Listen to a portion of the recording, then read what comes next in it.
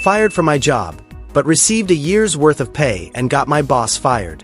This happened in the early 2010s, before the advancement of technology in video editing and content creation. I was hired as a content creator for a university that wanted to leverage YouTube to kickstart their branding campaign. The pay was low, roughly $2,200. And in those days, there were not that many video content creators around, and the process usually took a long time from start to finish.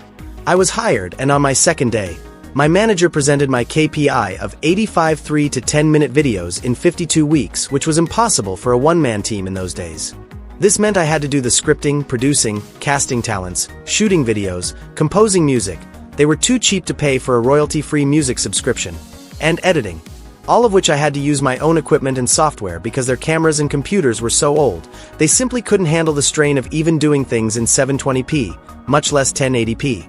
I tried to let my manager know, but she just smiled encouragingly, telling me to give it a try, assuring me if the videos were good, the quantity would not be what she focused on. Hearing this, I agreed to give it a try.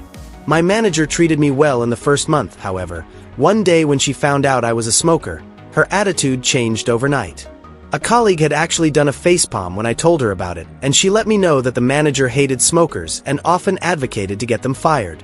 She started nitpicking me on everything, from smelling like cigarette smoke after my breaks, coming in 5 to 10 minutes late despite doing more than 4 hours of overtime daily, not being contactable during break times. The list goes on. But I soldiered on, because I just wanted to do the work and do it well. 5 months in, I was called into the director's office where I saw my manager putting on her best, displeased but gleeful face, and I felt my stomach drop. The director told me that she was disappointed because she had heard that I was falling behind on my work, and it was already halfway through the year and I had only completed 30 out of my 85 videos. I tried to explain that I had been working my butt off on these videos. I literally worked 6 days out of the week, over 60 hours just to do what needed to be done, and that being a one-man army made things impossible, and also the fact that the videos I had put up grossed the highest views ever on their YouTube page. I also recounted how my manager said that she was looking for quality videos over quantity. The director dismissed this and stated that the KPI was simply 85 videos in a year, and since it was almost half a year in with my numbers at less than half, she felt it prudent to cut the cord early. I asked how would they even meet the KPI if they were to fire me. Now my manager had snorted, saying, "We'll find a professional production house to finish your work." The director had given her an odd look but nodded in her support nonetheless, telling me, "You don't need to worry, manager will get the job done." That was when a light bulb went off in my head. Seeing as I was the content professional in the office, one of my jobs was to keep a database of production houses to use in the event we needed to do a shoot that required more resources, and I was sure that they would be using the production houses in my database as my manager had no contacts in the production industry. So, I changed the contact numbers and messed up all the emails on all of the entries except one.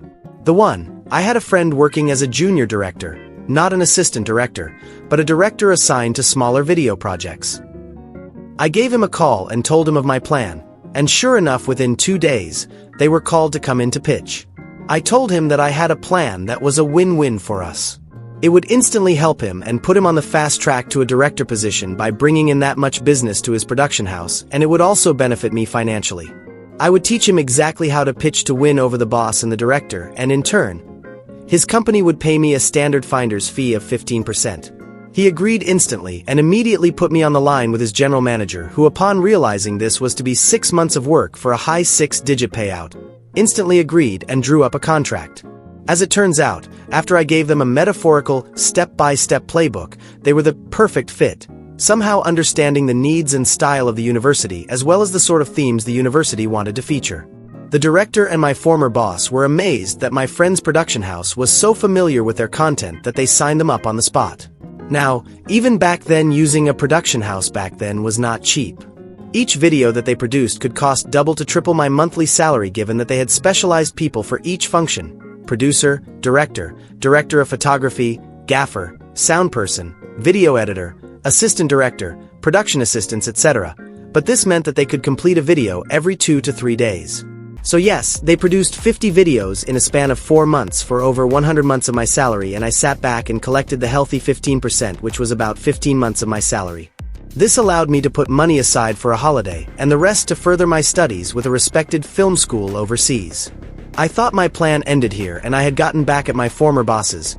But to my surprise, I received a call from my colleague while I was holidaying in Bali one day.